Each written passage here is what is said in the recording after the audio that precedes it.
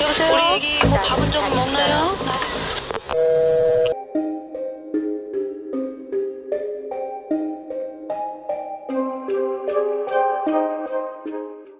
En el caso de hoy tenemos a Nari Park, quien era una hermosa y muy dulce niña cuyos padres la amaban demasiado, ya que durante mucho tiempo intentaron tener hijos, especialmente una niña.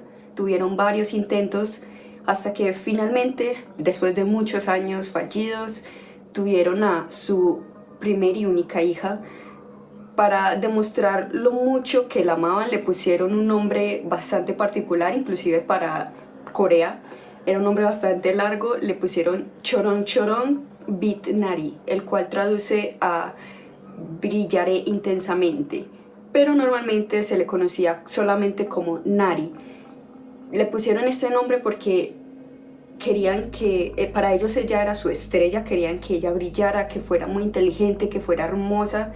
Así que por lo que vemos, vamos a ver, la ponían mucho en clases de baile, clases de pintura, clases de inglés, porque querían que ella fuera una niña única, especial, de tan solo 8 años en ese momento. No regresó a casa después de sus clases de inglés que tomaba después del colegio. Su madre, la cual era un poco sobreprotectora, primero empezó a llamar a la escuela al ver que su hija no se encontraba. Llamó a los maestros, a los compañeros de clases de Nari, pero ninguno de ellos la había visto o sabía de su paradero. Casi todos concordaban con la misma información, y era que vieron a Nari después de clases irse con una mujer. Muchos creían que era un familiar o que tal vez era su niñera, por lo que no les pareció extraño que se fuera con ella. Después de saber esto, su madre inmediatamente llamó a la policía. Parece que en Corea del Sur, en los años 90 y a principios de los 2000, hubo muchos casos de secuestro, principalmente hacia niños, donde se tomaban estos niños después de salir del colegio y se hacían amenazas a través de llamadas telefónicas pidiendo una gran cantidad de dinero. Cuando la madre de Nari llamó a la policía, ya tenían experiencia con casos anteriores, por lo que hicieron bastante bien su trabajo y actuaron rápidamente para poder grabar las llamadas y poder rastrearlas. A las 6 p.m., cuando ya habían pasado 3 horas del secuestro de Nari, y como se esperaba, el teléfono sonó. Debido a que la llamada fue muy corta, su duración había sido menos de 30 segundos, la policía no pudo interceptarla, no pudo rastrearla. Finalmente, la siguiente llamada ocurrió al siguiente día, el 31 de agosto, a las 3:52 p.m. La llamada fue lo suficientemente larga para que la policía pudiera rastrearla. La pudieron rastrear hasta una cabina telefónica en Myeongdong, Corea del Sur. 하시는 게 뭔가 좀 얘기 좀 해주시겠어요? 2천만 원을 준비해. 2천만 원이요? 아니요, 시간 끌 것도 없고. 한다거나 딴 짓을 해서 그 카드가 우리 손에 못 들어오면 그렇다면 나리는 못 보는 거지. 아, 그러면은 Finalmente la policía llegó hasta la zona donde se había rastreado, la cual era una cabina telefónica. Lastimosamente era muy tarde y ya esta cabina telefónica estaba vacía, no tenía al secuestrador. Varios testigos recordaron haber visto a una mujer joven en sus 20 años, de baja estatura, que había estado usando la cabina telefónica en los últimos minutos, y la policía decidió tomar entonces el auricular de la cabina telefónica como evidencia. Ese mismo día, a las 9 p.m., el 31 de agosto, se recibió otra llamada. La policía le dijo a la madre que debía mantener a la persona en la llamada el mayor tiempo posible, y para esto la madre decidió rogarle que por favor le dejara hablar directamente con su hija, pero de nuevo la secuestradora se negó. La llamada continuó, pero el secuestrador empezó a sospechar que algo estaba mal debido a la duración de la llamada y decidió colgar. Pero esta vez la policía sí logró rastrear la llamada a tiempo hacia un café en la misma zona en Myeongdong. En ese momento habían 13 personas en el café. La policía inmediatamente bloqueó la salida y le solicitó ayuda a los clientes y al personal del café para poder encontrar a la persona que había realizado esta llamada. Entre las clientes estaba una mujer, la cual estaba bastante embarazada, estaba en un estado de gestación ya muy tardío, y mientras estaban tomando las huellas dactilares de todas las personas y sus identificaciones, la mujer embarazada comenzó a gritar, a decir que tenía mucho dolor y que necesitaba ir al hospital. Así que la policía, por supuesto, decidió llevar a la mujer al hospital y la dejó en libertad mientras seguía investigando a las otras 12 personas que se encontraban en el café. Lastimosamente no se llegó a nada con la investigación de las 12 personas que todavía estaban en el café. La policía se enfocó en investigar a mujeres que estuviesen en sus 20, pero no pudieron concluir nada. Finalmente, la última llamada que hubo fue ese 31 de agosto y no hubo más llamadas después de eso. El 3 de septiembre de 1997, después de no haber recibido más llamadas, la policía convenció a ambos padres de Nari que finalmente hicieran pública la investigación. Los medios de comunicación rápidamente empezaron a recoger el caso, a transmitir regularmente buscando a la niña, y finalmente en poco tiempo toda la nación supo de esta hermosa niña de 8 años, Choron Choron Bidnari, que había desaparecido. El 11 de septiembre de 1997, la policía recibió una llamada en donde un hombre afirmaba que la voz de las grabaciones era la de su hija, Jeon Hyun-ju, quien era una mujer embarazada en su tercer trimestre. Había huido de casa y no había regresado.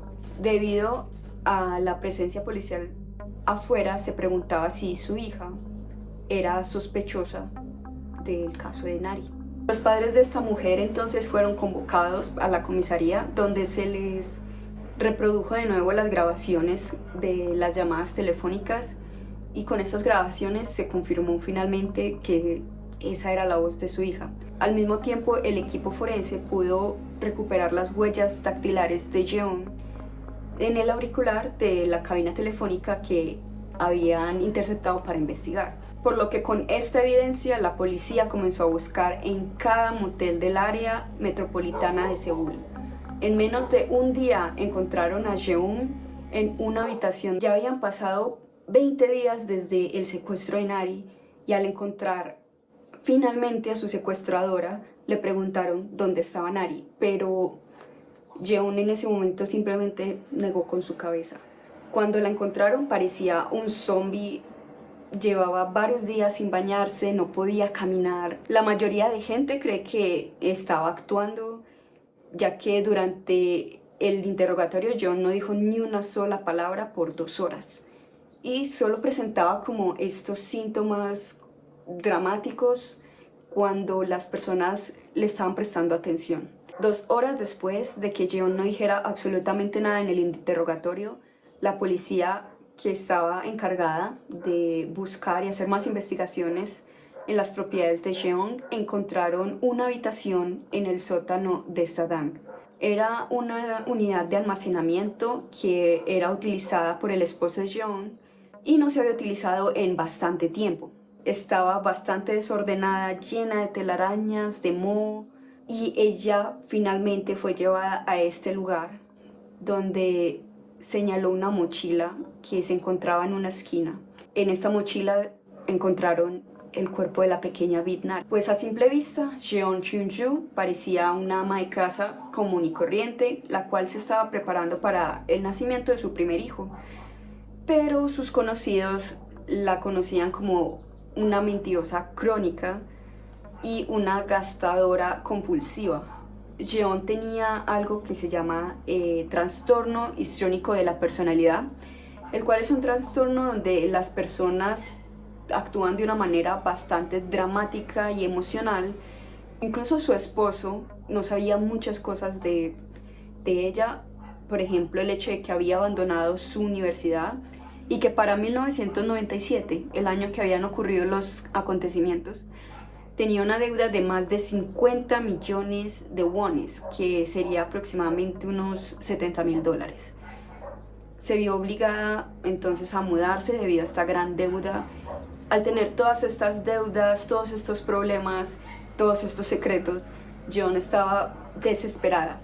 Un día estaba simplemente caminando y se fijó en Nari. Según Jeon, al ver a Nari, verla en su ropa tan elegante, ver a una niña tan bonita, pensó que lo más probable es que Nari pertenecía a una familia rica. Y ahí fue donde ideó el plan que ya conocemos. El 30 de agosto de 1997, alrededor de las 3 p.m., llevó a Nari al sótano de Sadong y la amordazó con cinta adhesiva en manos, en pies y en rostro. Y después de la primera llamada, le dio sedantes a la pequeña. Pero como Nari estaba bastante alterada, estaba gritando, estaba llorando, tenía bastante hambre y estaba muy agotada, Jeon, en su desesperación, la estranguló.